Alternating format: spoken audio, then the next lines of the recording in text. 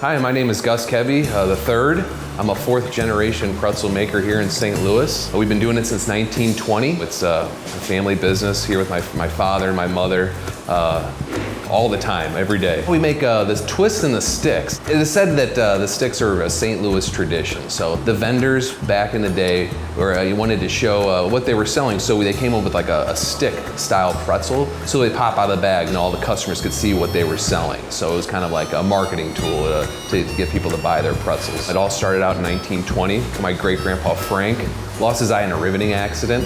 It was during the Depression, so no one would hire him, in the factories and stuff, so he had a way to make some money, so he started making pretzels. He did everything by hand. He had my grandmother, Marcella, she worked in the business, and she married my grandpa, Gus Sr., who took over the business from my great-grandpa, Frank.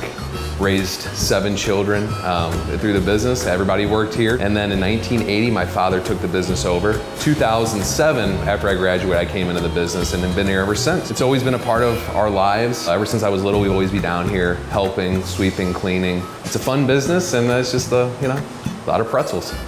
But I think Gus isn't a feeling for in a St. Louis sense.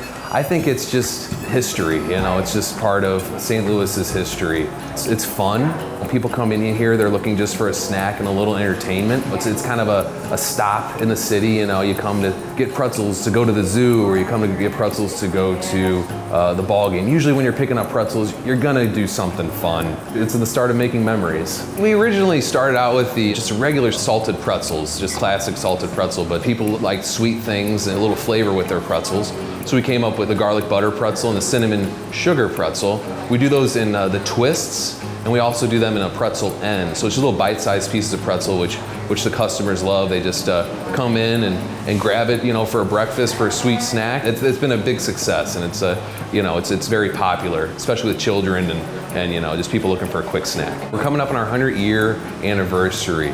And I just think Gus's is just like anything else, a lot of business in St. Louis, it's just tradition. I mean, we've been here for 100 years. People have memories. On a daily basis, we get people coming in and telling stories about how their grandpa brought them in here, or how they bought pretzels off the street from some of our vendors. I just think it has to do with a lot of people's memories, and it's just kind of the culture of St. Louis is just, pretzels and baseball and beer, sort of thing.